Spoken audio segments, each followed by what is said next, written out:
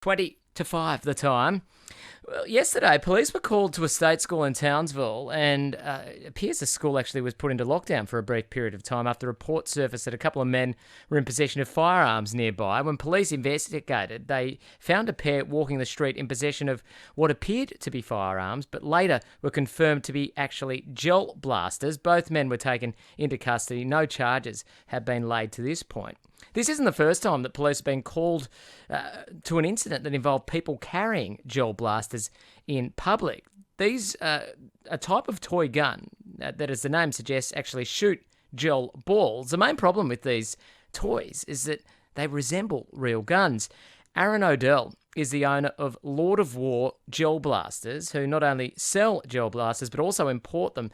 And he told Northern Drive's Phil Brandell today that it's if people use them as per label, there shouldn't be too many issues. But Phil actually was keen to get his thoughts on the two guys in Townsville that had caused such a scene on the streets yesterday. It's very inappropriate. It's already having a bit of bad publicity going on now. We inform all our customers that despite these being toys, they are replicas and look very realistic. Everyone should only use them on their own private properties, and they are never to be taken out in public. We also recommend everyone use a gun bag or a box or blanket, some description, so even if you're transporting your toys from your house to your friend's house, that while in transit they're always covered up so they don't create fear when anybody sees them. What sort of people are buying gel blasters? It's a mixed range. We're getting a few younger people, like the teenagers, but a majority of the people are generally from around 20 to 50-year-olds.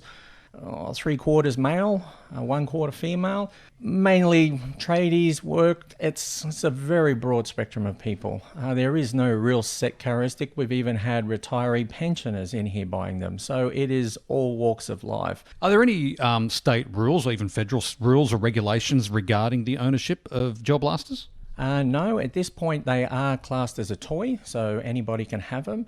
We do have a meeting with QSP down in Brisbane in approximately 4 weeks' time, and they are releasing the Stop campaign shortly. That is an acronym which I can't recall what it stands for, but it's basically soon we will be putting a media content that the Weapons Licensing Queensland Police Branch will be giving to us, and that content will be in the box and it will inform everybody in paperwork the legislation as in what you can and can't do with these, to not go in public places, to stay in private places, the penalties, what they will be in fines, what they will be in imprisonments, what they will be in court charges and so on. So that way, if you were to do anything wrongdoing, it has been put in paper, and then you can't use the argument of, oh, I thought it was a toy, because now you've seen what the official legislation is all about. Do you think it would help if the guns didn't look so realistic, if they made the guns to look more like toys or made them in bright red or something like that so that people knew, oh, okay, it's a gel blaster? It definitely. If they were in a more pink, reds or something like that, they wouldn't look as realistic. But with Queensland, we're allowed to have a replica weapon. So we can effectively buy a replica toy. So, or even if it's not a toy, a full metal gun that looks like a replica. So there's no difference from someone buying a collectible weapon that looks exactly like a real weapon and walking around and playing with it than someone with a toy. Yes, there are more of these around now because of their popularity. We're getting a lot of families even now using them. So you're getting mum, dad, even some of the kids, and they're all out in the backyard and they're having skirmishes. You can buy inflatable little walls for $10 and stuff, and they're playing skirmish in the yard. It's trying to get the family unit together and getting them away from the Xbox, PlayStations and stuff like that. They're getting out, they're doing exercise. So it's good for the heart, good for the health and everything. We have clubs, Cairns Gel Blasters Club. Every given Sunday, there's 60 plus members play. And it's a mix of male, female, from as young as 14, can be younger if the parents are there and sign the waivers. It's fully incorporated club with insurance. The council's also put forward land to us now, which is almost finished approval. So the popularity is gaining a lot of traction because it is a good, healthy sport. It's getting everyone out. Doesn't hurt anywhere near as much as paintball because it shoots a small 7mm gel ball. Well, that was actually bringing me to my next question. What is the difference between these guns and a skirmish/paintball gun? Because they need to be locked up. They have very similar regulations to a normal gun. Why are these different? These shoot, so it basically starts off the size of a little 1 ml sprinkle, soaked in water, and the gel crystal expands and it forms a 7 ml little gel ball. When this is fired, we are still shooting under spring power, so it's mechanical. So the batteries basically turn the motors, pull the spring back, fires it. When you're using paintball, most of them are air compressed, so they have a very high velocity. They're shooting a very large bullet, and when they hit you, you get a lot more bruising and, of course, the paint splatter. These are biodegradable. You basically could eat them, not that anyone should, but they are biodegradable, non-toxic. They dehydrate back down and disappear into dust, and the water goes back into the environment. And the bruising and stuff like that, there is virtually no marks to the body unless you're shot too close a range. But most clubs will have rules that you don't shoot each other under 5 meters. Realistically, how much does it hurt to be shot by a gel? Under 5 meters, you will get sore. Like if it's shot by a rifle, you will sort of look like you've got ringworm, a couple of rings on you.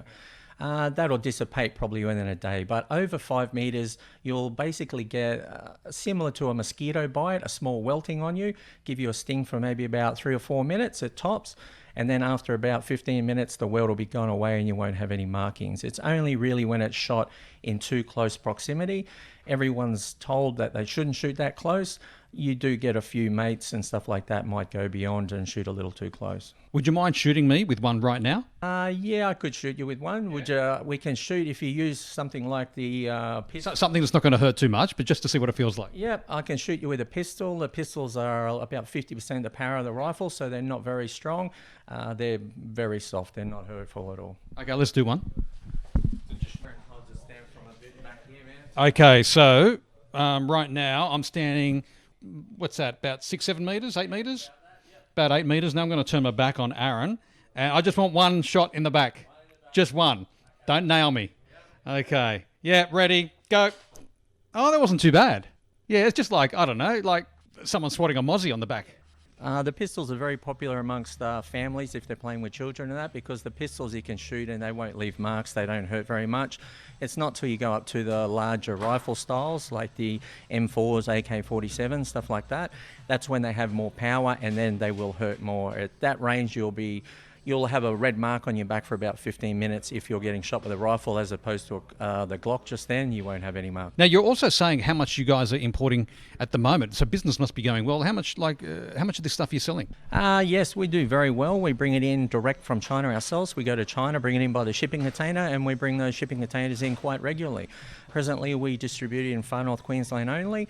We don't distribute down south, but also later on, if we do go further onto the internet, we only will be distributing to Queensland or South Australia, because they are the only 2 states in Australia that you can legally purchase these. So there you got a whole lot more of an insight into these gel blasters that are causing problems for police that are struggling to work out whether people in possession of these things on the streets are actually carrying what looks like a firearm or one of these gel blasters, which are essentially a toy gun. Aaron O'Dell there, owner of Lord of War Gel Blasters in Cairns.